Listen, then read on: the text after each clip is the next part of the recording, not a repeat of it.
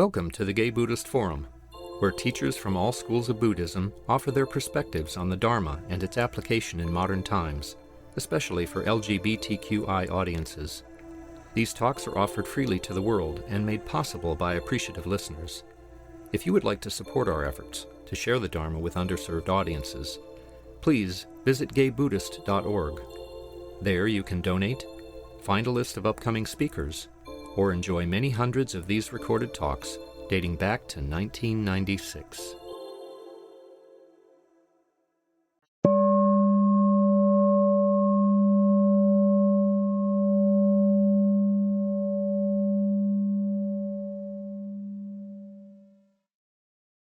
Okay, welcome back to the Gay Buddhist Fellowship.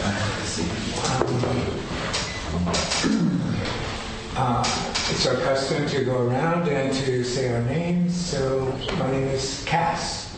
I'm George. Jeff. I'm Matthew. Clint. Stephen. Marty. My name is Henry. Jim. Bill. Jack. Margaret. I'm Richard. And is anybody joining us for the first time or back after a long absence? No, Zoom. This is back in my physical presence here. Welcome back, Clint. Thank you. And welcome to everybody online. It's my great pleasure to introduce our speaker today, Alistair Shanks. Alistair is the volunteer program manager at Zen Caregiving Project, where he has worked since 2004, first as a hospice volunteer and training facilitator, and in his current position since 2016. He completed his clinical residency at UCSF and currently serves as a chaplain at both the Parnassus and Mission Bay campuses. He has a master's degree from the Institute of Buddhist Studies at the Graduate Theological Union and has presented at the Association of Professional Chaplains Conference and Harvard Divinity School. Alistair has been a dedicated practitioner and teacher of the Taoist internal martial arts of Tai Chi, Qigong, and Bagua for 27 years. Something that has given him a deep appreciation for the wisdom and power of somatic practices to regulate and heal both body and mind. Past volunteer work includes leading mindfulness meditation sessions in the San Francisco County Jail and serving as a volunteer chaplain at Zuckerberg San Francisco General Hospital. He has played and toured internationally with several Bay Area bands for the past 4 decades. So welcome, Alistair.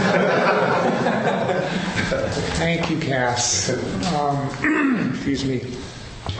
I just want to note that the last part of my bio about playing with bands has also caused me to have tinnitus. So it's not really bad, but I would ask your indulgence if when we get to discussion that you speak clearly and loudly. I sometimes lose little bits of conversations because of that. So thank you. And Bill, it's so lovely to see you. My pleasure. Bill was a Zen hospice volunteer for a number of years. So the topic of my talk today is joy, and it seems appropriate because this time of year, June, the summer solstice is coming up in a few days, is always a time of year that brings me great joy. I love the light, I love the late evenings. It reminds me of when I was a child playing in Scotland and Canada, and it would be light till like 10 o'clock at night, and of course never wanted to come home. So I just bring that up because this is, just that recollection is a source of joy for me. I'm going to start with a quote by a man named John Thorne, who says, "Why we play as children is not because it is our work or because it is how we learn, though both statements are true. We play because we are wired for joy. It is imperative as human beings." And as I'm sure many of you are aware, joy is one of the Brahmaviharas, or Divine Abodes, sometimes called the Great Immeasurables, which is a phrase I really like. Qualities that are so valuable that they can't be measured. And of course, they are loving kindness, compassion, joy, and equanimity. And joy is often taught and translated as sympathetic joy. So it's not just joy for ourselves or for what may be arising in our own lives, but it's joy for the good fortune of others, which is a really beautiful thing because it connotes a sense of generosity at the good fortune of other people. And the Brahmaviharas are a way of cultivating these qualities. And as I'm sure you're aware, there are phrases that begin with the word may. May I be happy, may I be peaceful, if you're talking about metta or loving kindness. And with joy, it would be, may my happiness and good fortune continue. May they increase, may they never wane. And so we send these intentions to ourselves and to others. Joy is also one of the 7 factors of awakening. And these factors describe qualities or capacities that we already have. They're seeds of potential. And we're invited to nurture them, to identify them and appreciate them, and strengthen them. And they help us to free the mind from suffering and incline the mind towards liberation.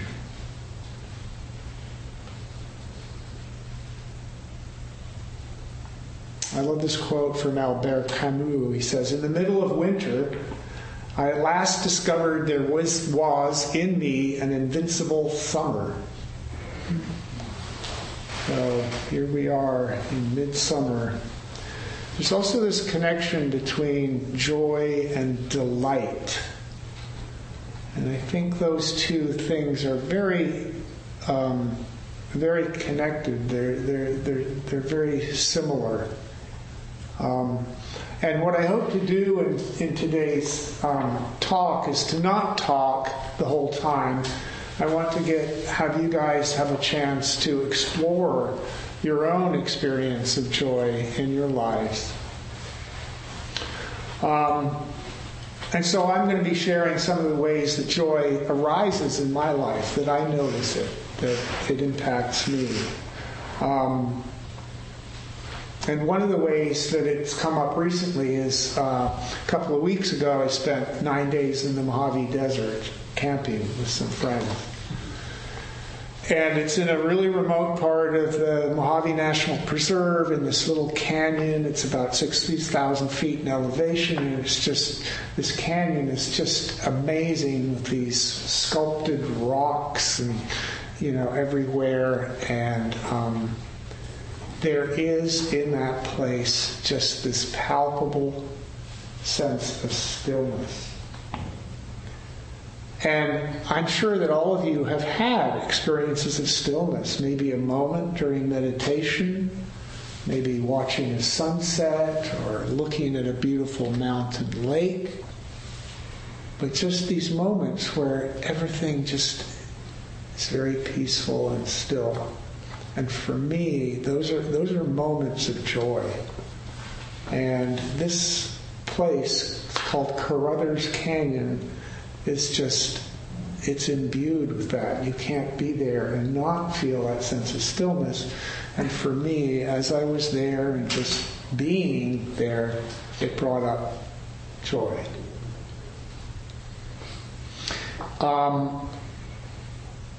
It's possible for us to feel feelings of joy and not recognize it as joy. We just may feel good or happy about something. And it was back in 2005 that I was at a long meditation retreat at the Insight Meditation Society in Barre, Massachusetts. And I had been practicing joy as one of the Brahmaviharas. As I was meditating, I had been practicing, may my happiness and good fortune continue, and also projecting it out to others. And at that point in my practice, I had been spending a lot of time noticing my dark stuff, the difficult things, the things we struggle with. And I had been reading a lot of Pema Chodron, and of course this is something that she emphasizes, is that we have to be able to be present with, to confront the more difficult aspects of our nature. So I spent a lot of time looking at this stuff and noting it, like, oh, that's sadness, that's anger, that's aggression, taking note of each struggle that I had. And one morning at this meditation retreat, it was the first snow, and I went out to do walking meditation, and the sky was a perfect clear blue, and the snow was white and pristine, and I just felt this sense of joy. And for the first time in my practice, I noted joy. I recognized it. I said, oh, this feeling is joy. And now that seems kind of almost silly, right? But I had never done that. I had never said to myself, oh, this is joy. And the reason that this is important is that we have to, the way the brain is wired, there's a thing called a negativity bias. You may have heard of this. But because of the way we've evolved to look out for danger, is that we tend to notice and focus more on negative things than on positive. And there's a teacher and author named Rick Hanson. You may have heard of him. He's a neuropsychiatrist. He wrote a book called The Buddha's Brain. He does a lot of podcasting and stuff on Instagram. And, he points out that when we focus the mind on something, the more we focus on it, the more it develops neural pathways. It strengthens neural pathways. So you could think of this like you walk through a field every day, a field of grass. And if you keep walking the same path, over time you wear a path through the grass. And the brain is very much like that. It's the more you do certain things, certain practices, the stronger those neural connections become, and the more inclined you are to continue doing them, to continue having those thoughts. So just the act of noticing that we're feeling joy strengthens that capacity. And Rick Hanson says that you actually have to hold that thought for 20 seconds. Because the brain's tendency for negativity is so strong that it's going to default to that. So the longer you hold that thought of joy, oh, this is joy, and you feel it, and you try to, get into the somatic expression of it and to notice how it impacts you, the more you do that, the more you strengthen your capacity for joy. I experience joy as spaciousness or lightness, expansiveness. And this is something I'm going to invite you to do in a little while, is to explore what your physical and emotional response is to something like joy, your somatic experience of it, how you experience it in your body, and what the energy of joy feels like. I have a theory I have observed in myself that when I feel a negative emotion, what I feel in my body, what I feel emotionally in my heart is a contraction. It feels, whether it's aggression, anger, sadness, fear, it feels like a holding, a tightness. You can see this in people when they manifest certain emotions. On the other hand, the more positive emotions like joy tend to feel like expansiveness, spaciousness, letting go, right? So I think this is something really important in a practice. When you're practicing something like the Brahmaviharas, when you're practicing joy, is to notice that somatic experience. Are you contracting? Are you expanding? And to really sit with that. I think it's important to distinguish between joy and happiness. And, we could probably have a whole discussion about this, and these are my own personal feelings, but happiness often to me seems like more of a state. And people sort of will ask you, well, are you happy? Or are you happy with your life? And it's a sort of overall general feeling of contentedness or satisfaction. And I think the joy is perhaps a little more spontaneous or transitory. And your experience may be different, but and this is just words, right? This is just semantics.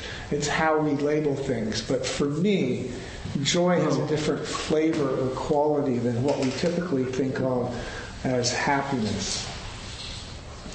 Anne Morrow Lindbergh says, for happiness one needs security. But joy can spring like a flower even from the cliffs of despair. So I spoke about this experience I had where joy arose for me, and I actually noticed it for the first time. And what I realized in that moment is that I had been experiencing joy all along, moments of joy. I just hadn't been able to notice them or label them, consciously say, oh, this is joy. So the arising may happen, but the noticing may not. And so I like to use this tripartite distinction of arising, noticing, and cultivating. We can have joy arise and not notice it. We can have joy arise and notice it. And we can cultivate it. We don't have to wait for a spontaneous moment of grace for something to give us a sense of joy. Again, we go back to this idea of cultivating and of using the practices to reinforce the brain, the neural pathways, the tendency to experience joy.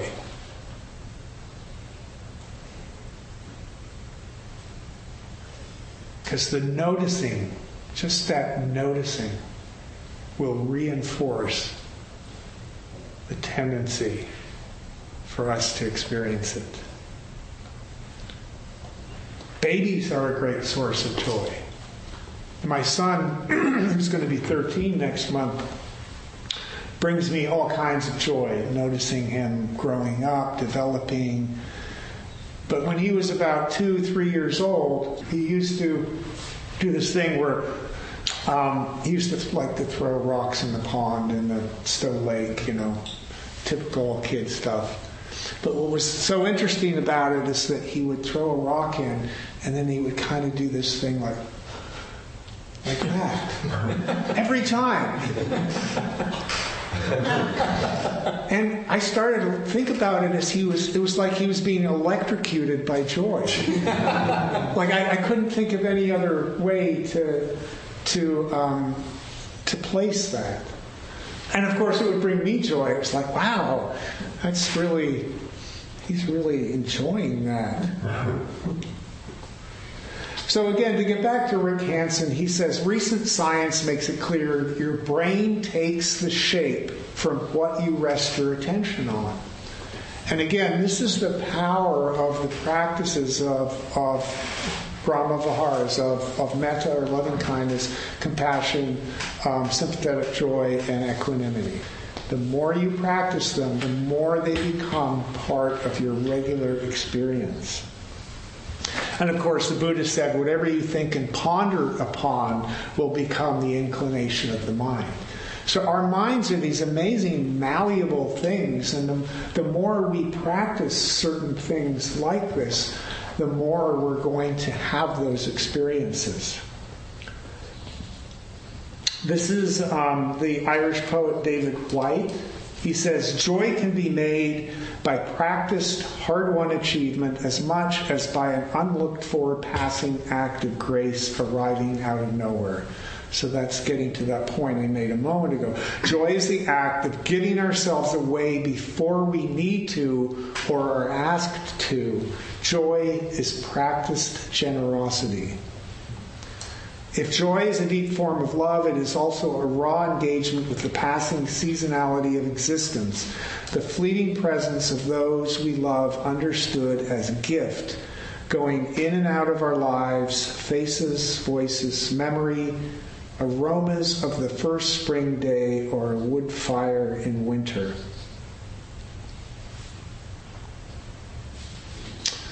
So I think that joy almost demands to be shared. And I think that it naturally happens. When I feel joyful, I'm much more open to people around me. I had an experience yesterday, and I went to the grocery outlet in Oakland to pick up some things, and I just noticed how I was really open and connecting to other people in the store, and I was feeling deep compassion for them, but also a sense of joy. And this was just something, it just happened. That doesn't always happen with me. I'm like a lot of people. I'll go into a store and I'll be like, why are these people standing in the aisle? And like, come on, get your credit card out and start paying. You know, like I get impatient. But yesterday, none of that happened. Yesterday, it was just, I was feeling a sense of joy at just the humanity of others, the simple humanity. Christina Feldman says, we can reframe joy for ourselves by thinking of it as something we can offer as a gift to the world, rather than something that we take or have to wait to receive.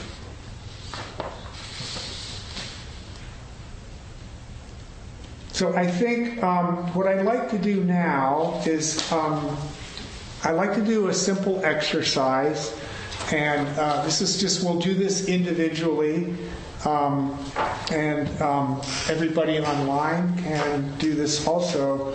And so this is going to be, this first notion of noticing what we're feeling, what joy feels like. So I invite you to just put a hand or both hands on your heart.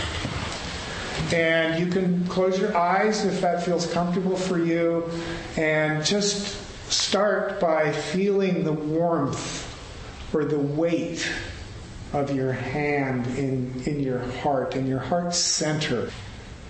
What that feels like, and just hold it gently there. And one of the reasons I love this position of holding us like this is that it feels like we're holding ourselves with love or gentleness. And just feel the warmth. Notice any sense of love and care, almost like you were holding a child. And gently breathe into your heart. And feel the sensation of the breath. Any other sensations arising in the body.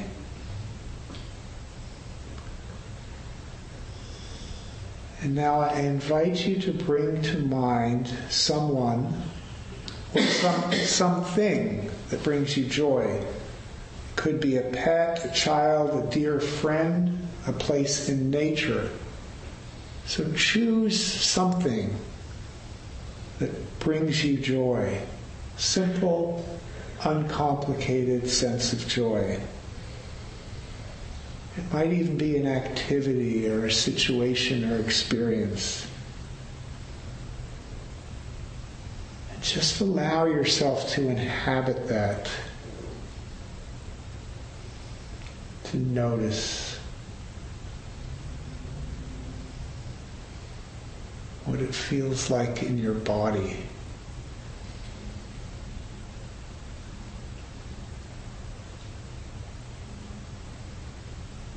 In your heart, mind.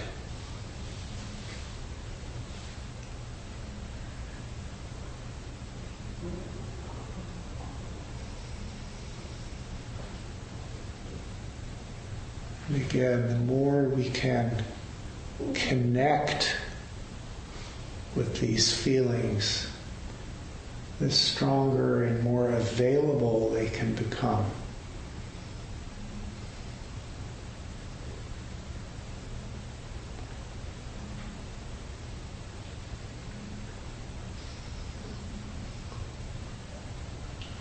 Okay, and now we can gently lower our hands and come back into the room. And I'd like to just open it up for a minute. If anybody wishes to share what that experience was like, what came up for you. Maybe it didn't work at all, or maybe you had an experience of joy, or you noticed something that you may not have noticed before. So, anybody have anything they'd like to share? Yes, Clint. I just felt back in memory. You talked earlier about a place of peace and quiet. So this is a memory that happened many years ago when I was young, and I had a backpacker, as opposed to my state now. And I was in Sequoia National Park, and I had separated from people I was hiking with. We were about 12 miles away from the road, and I came across a grove of sequoias off the side of the path. So I put my knapsack, that backpack down, and I walked in. And because of the canopy, there was no undergrowth, there was all just needles, and dim light too. So I was walking in total, complete silence among these looming shapes of trunks of trees that had been around for 3,000, 4,000 years. And I suppose my 20-something years. And it was, even though it happened years ago, I can still vividly recreate the sense of peace and joy I felt being in this environment. It's one of my special memories. Yeah. Wow. Beautiful. Thank you. Yeah, I mean, redwood trees are they're like a cathedral. It was like a cathedral. Yeah. You could just see, it could have been like columns going on instead of trunks because the light was so dim. Yeah. And nature, for me, and I think for many people, is an ideal venue for contacting that sense of peace or stillness or joy. Yeah. And I just want to point out that whatever joy or peace you felt was generated by your recollection, which is something that's always available to us. And how great is that? Anything else? Yes, Kath. I brought to mind a person that brings me joy, and then as you continued to talk, you said uncomplicated, and I switched to my cardio walks in the park, and that brings me uncomplicated joy, especially like noticing the great cultivation of flowers and bushes in Golden Gate Park. That brings me a lot of joy. Well, you put your finger on something that comes up a lot, is that when we're practicing these practices like metta, we're trying to send loving kindness to people. We start with the easiest people and we work our way to the heart, right? And the easiest people are those relationships that we have that are hopefully uncomplicated, but as we all know, some of the people that we're closest to are the most complicated. Family relationships, partners, right? That's where it gets really sticky. So yeah, human relationships are not simple, and so when we do practices like this, it is good, if we can, to choose an uncomplicated relationship. And that may not always be that easy, right? Yeah. Yes, please. Alex. What came to my mind was my cat. He is very cuddly, and I can see in his eyes when he's in the mood to cuddle. He comes and looks at me like, "Mom." And then I say, "Yeah, come here." And then he jumps at me and starts like laying like, and purring. That's quite uncomplicated and very direct, and I feel like I'm purring inside, and we are both. And it's interesting that I'm aware that he's aware that I'm aware of our connection. Like energetically, he definitely enjoys that flow of energy, and we connect very directly through the energy as two sentient beings interacting, exchanging energy. It's almost like having great sex, but nothing sexual. It's more like energy, very pleasant, sweet, circulating. Yeah, thank you. Yeah, and pets can be very uncomplicated, especially dogs. Maybe cats less so. But they're so loving. I believe this is one of the enduring appeals of dogs is that they're just so unconditionally loving. And so I think that's a great way to give rise to feelings of joy and connection in that way, because that's just the way they are. Uncomplicated. Yeah. Okay. Well, thank you. So I want to just say a little bit about gratitude, because for me, I've always noticed this connection between gratitude and joy. That when I'm grateful for things in my life, it typically gives rise for me to feelings of joy. And gratitude is actually such an easy practice. It's so easy for us, for most of us, and I don't want to make a complete blanket statement, to choose to identify one or two or a few things in our lives that we're grateful for. And so I have a regular gratitude practice. One of the things I usually do when I turn out the light and put my head on the pillow is I'm like grateful for my bed.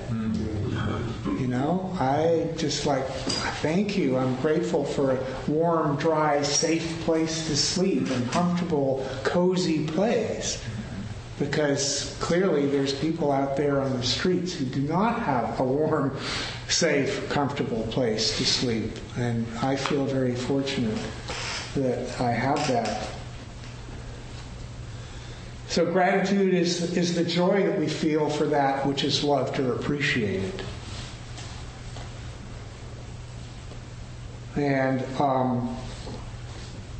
there are many, there's a lot of ways we can work with gratitude, but one of the best is just, you can do it at the beginning. I sometimes do it at the beginning of the meditation. Is I'll just run down all the things that I'm grateful for, all the abundance in my life. And of course, we all have a mixture of struggles and problems, but we all also have many, many blessings. And so it's very easy to just shift our focus. I'm going to focus on the things I'm really grateful for. I'm grateful that I have 4 siblings, that we're all very close. I have a large, loving family. Unfortunately, they're all in Canada. I don't get to see them about only once a year, but we're still very close and we stay in contact. And I'm grateful for my health. I'm grateful to be fully able to walk around and do the things I want to do. It's very easy for us to sort of forget how valuable these things are until perhaps we lose them, God forbid. So there's this. You could make this distinction between uncaused joy, which is this spontaneous arising of grace, and caused joy, which is we deliberately bring ourselves into a recollection of a joyful experience, or we deliberately cultivate it through a practice like the Brahmaviharas. I also think that there is a connection between joy and wonder. And I thinking back to what Clint shared about the redwoods, is that you cannot stand in the presence of redwoods like that and not be in awe, not feel a sense of awe and wonder. And I think that when we feel awe and wonder, again, naturally, joy arises.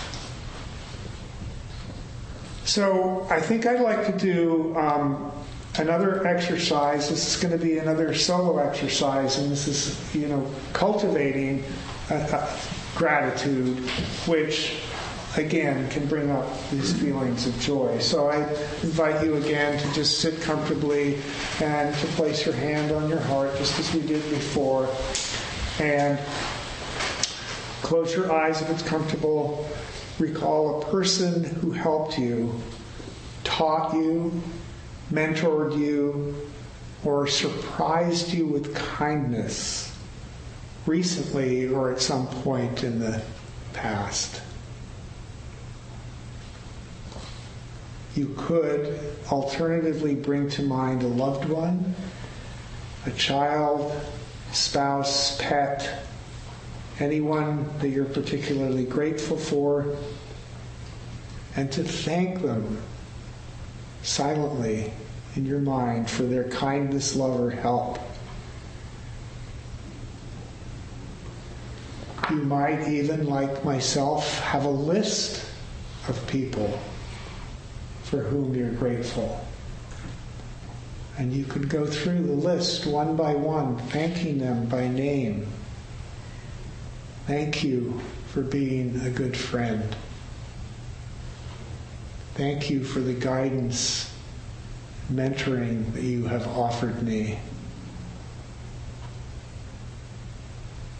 But I encourage you to say the word thank you in your mind. And to notice the tone in which you say it. Thank you. Thank you for how you've impacted my life. Thank you for what you've done to enrich my life.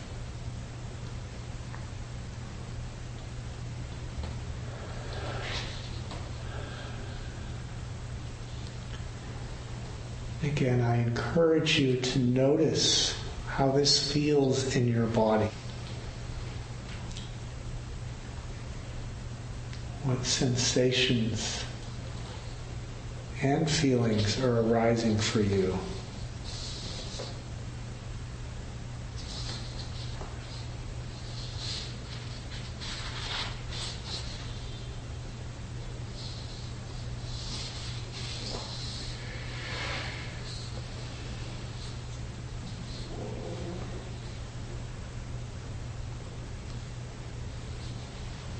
Okay, now we'll come back into the room and lower your hands. And again, how was that? Does anybody like to care to share how that was for them? Yes? Even before gratitude is a real big source of joy and a real big part of my daily practice. But even before I was introduced to the Dharma, I would do this thing. I've been fortunate, I'm grateful that I haven't had to deal with clinical depression in my life. But what I did experience, and I still often do, is what I call the blues. You're just going down, just going like my sails. There's no wind in my sails.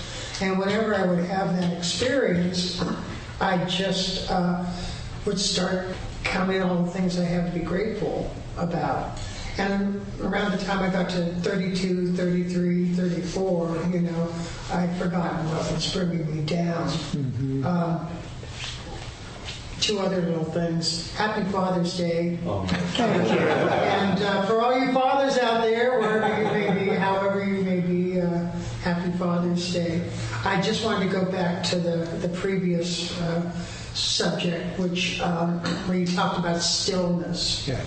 And it's something that gives me a lot of joy, as I have ended up waking up almost every day, no matter what time I go to sleep, at around 3:30 or 4 in the morning. And I love that time of day. And I love the stillness of it. That's what, when you said stillness. And I ran across this quote by Ruth Gordon, the wonderful Ruth Gordon, who has all sorts of wonderful quotes. It was so great that I memorized it verbatim, but I'm not going to try to do that. I'll kind of paraphrase it. But she said, she was talking to Edith Evans, great actress, great brain. She said something once to me that just blew the top of my head off. She said, harmony, which is something I was searching for, harmony is the natural order of things. And we mess it up with our conflict and drama. So she said, I get up early in the morning when the harmony is the thickest, before anybody has a chance to mess it up. And then I get to experience harmony. And I think that's, for me, that those early mornings, there is harmony, there is stillness, there is joy. And it's just to kind of remember that, it's not trying to grasp onto it and keep it, but just it's a great place to start, every day. So. Yeah, thank you. Yeah, my Taoist teacher used to say that the best time to meditate was just before sunrise, because that's when the psychic disturbances of the world are at their lowest. People haven't woken up yet. They haven't had a chance to mess it up. Thank you. Yes, Jim. I've recently had a tsunami of dear friends dying, but I've been struck at how in the gatherings of people, there can be spikes of great joy. Somehow, in the midst of colossal grief, people's humor and their openness, their broken-heartedness makes them open to really an elixir of joy, in a surprising way. Yeah, thank you so much for bringing that up. My experience of loss and grief is that it cracks me open. Like, that's the only way I can describe it. It's just you feel cracked open. And in being cracked open, you feel completely vulnerable. And this is not something that we typically think of as a good thing, to be cracked open and vulnerable. And yet, we're unprotected from bad feelings of loss and grief, but also from the good feelings of joy. So we're really available to everything, to all emotions. We can't defend our hearts and just sort of, open them selectively. They're even open or closed. And our hearts open and close all the time. But yeah, I've seen the ways in which grief can really create a lot of unexpected grace in the form of joy. Yes? I recently lost my beekeeping mentor, and it felt like I had lost a family member. He had helped me for like 20 years with my beehive, and when a beehive gets full, it's really heavy. And so you need help lifting it unless you're super strong. I mean, a lot of beekeepers work together. And anyway, I had so much gratitude for him. Luckily, I had expressed it while he was still alive, but he was just an amazing person, and he just gave and gave and gave. I went to his memorial, and his son called him a naturalist, but he was a retired high school teacher. He had an amazing amount of patience, but right after he died, I was really distraught, and I thought, what am I going to do? And my beehives are in the community garden, and I had gotten an email that said, we're going to do Earth Day. And I was like, what kind of, okay, does anyone still do that? But I was like, okay, because I have a lot of opinions. But I was like, no, Paul would have done it. And I was like, so I immediately said, yes, I'll do it. And the whole time I did it, it was very cool because people always ask the same questions about bees. And, it was not at all stressful, but I had worked myself into a state. But anyway, I honored him, and I was so grateful, and I will always be grateful for him, So. Beautiful, thank you. Yeah. I think what I like to do now is we've got a little time to do a dyad. So we're going to break into groups of 2.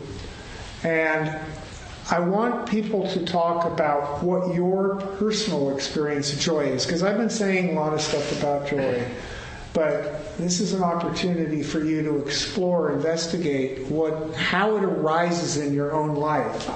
So the questions that I want you to ask or to answer, and I will repeat these, is what makes you feel most alive? Because I feel when I'm in a state of joy, it's also a state of aliveness. How and when do you notice joy arising in your life? And what does it feel like in your body? So please, if we can just break up into groups of 2.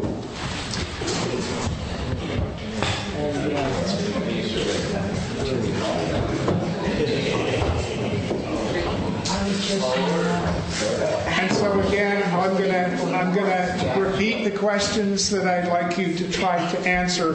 What makes you feel most alive? How and when do you notice joy arriving in your life? And what does it feel like in your body?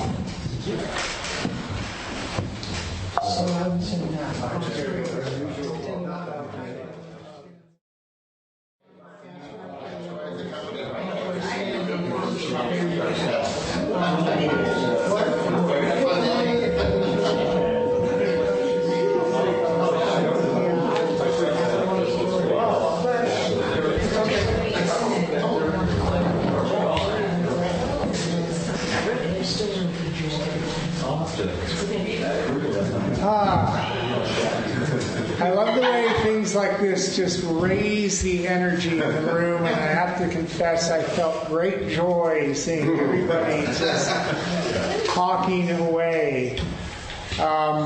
So I'd like to take a couple of minutes now for any questions, comments.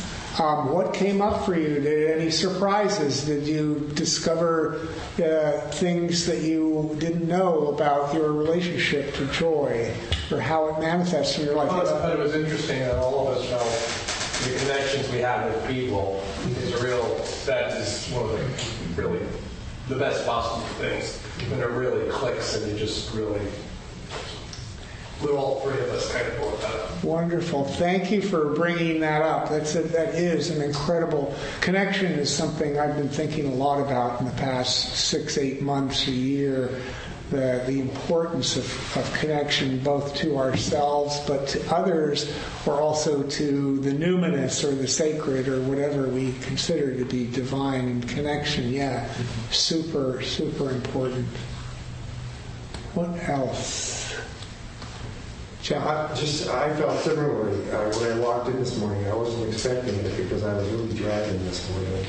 Didn't want to drive across the bridge and probably would find a parking spot nearby, and blah blah blah. But I jumped in the shower at 9:15. I left by 9:30 and got at 10, and I came in and there was this space filled with people. There must have been 5 or 6 people who I really liked, who had already set up the room, and there's this great feeling, and it just totally swept over me. And I didn't call it joy at the time. I was just feeling very grateful I get to be a part of this.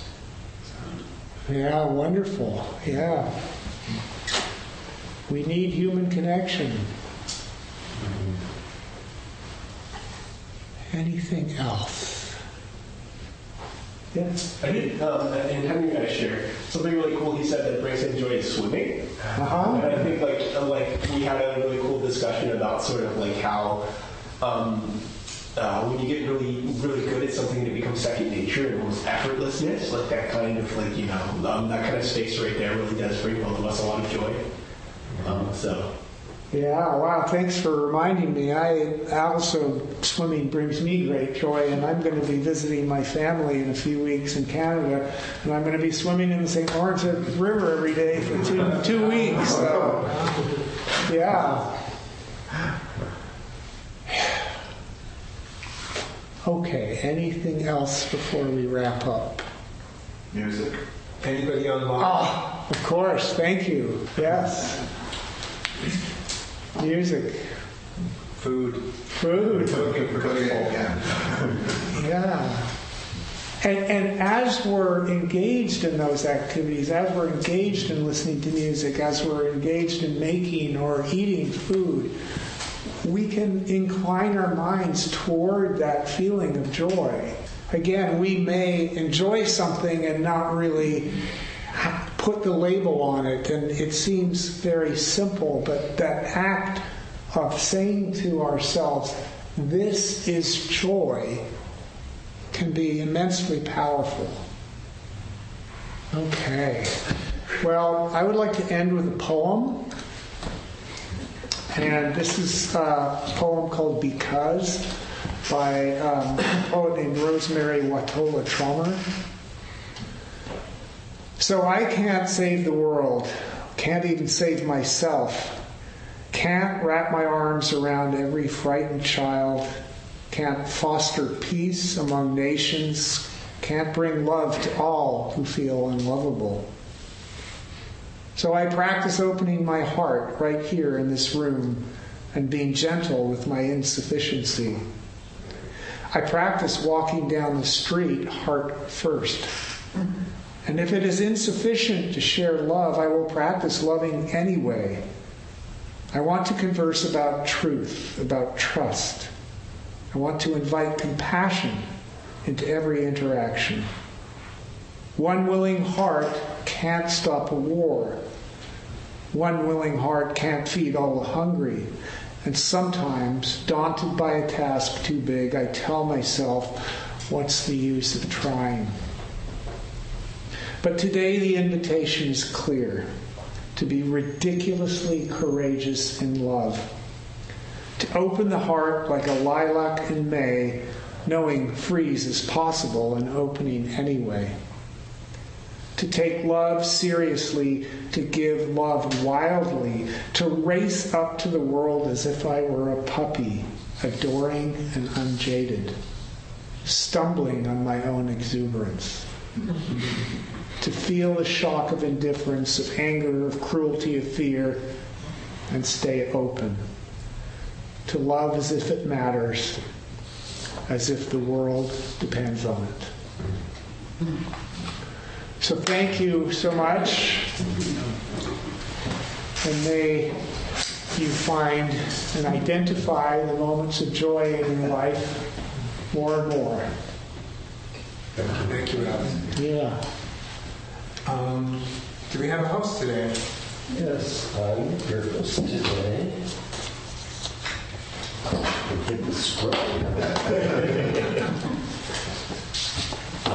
Please stay and enjoy the company of the Sangha. There are refreshments and hot water for tea. If you use a cup, you can just put it in the sink and I'll take care of it. And I'll be going around with the Dana Bowl to accept contributions to cover our expenses. Your generosity is appreciated. Donations in the range of $10 to $20 help the Sangha meet its expenses, which include the honorarium for our Dharma speakers, rent for this beautiful center, and in future it will help us with the monthly dinners for the Larkin Street Youth Services, our quarterly newsletter mailed mostly to people in prison. There's a newcomer sign-up sheet on the credenza. If you wish to be included and receive our Sangha membership directory, please sign up and include contact information you wish to share with the group.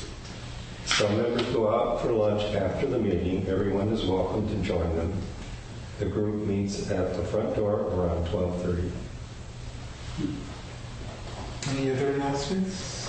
We still have numerous openings for volunteer opportunities. If you'd like to get more involved, jump in, talk to Cass or I. We could be help with, if you're a tech person, don't be shy. If you'd like to help, just contact speakers and schedule them. Get into contact with the hosts. Yeah. Great, thank you. Yes, Clint. I made this announcement last week over Zoom, but now that I'm here in the flesh, I'll make it again. I want to just note the passing of one of our members, Mike Corman, who died about 3 weeks ago, 2 or 3 weeks ago. It was unexpected, too. And he was a member of the Sangha for many years, and I consider him a good friend. And I just want us to acknowledge his passing. I know he has a funeral coming up sometime later this month. And June 28th. The 28th? Yeah. Okay, good. So you have details if people are interested? Yeah, and they're on the Google group, but I can send them to you if you like. I have myself. I just didn't remember them. Okay, good. Well, but he was getting cancer treatment. Yeah, the sad thing was it looked like he had beat the cancer. It was a lung cancer, but he got pneumonia, which might have been related to the cancer, and it just came really swiftly and just did it in a minute. Yeah. Thanks, Clint. Sure. Good to see you. Thank you. Yeah, thank you for sharing that, Clint. Okay, I guess we'll gather for the dedication of merit. Just to say, next week is a small discussion group, Friday, Sunday.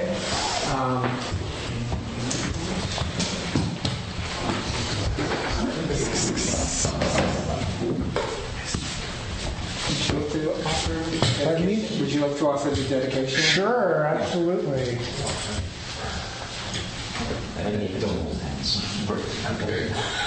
Only you. Okay. So may any merit from our time here together, from the full sharing of our hearts and our practice, the dedication, may it go out in all directions and be for the benefit of all beings. May all beings be safe and protected from harm. May all beings be peaceful and free from suffering.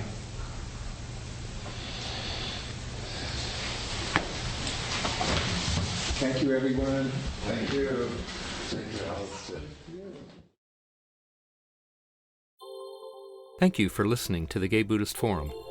If you would like to hear several new talks per month and be notified of upcoming speakers so you can participate live, please subscribe to this podcast, like us on Facebook, and join our mailing list by visiting gaybuddhist.org.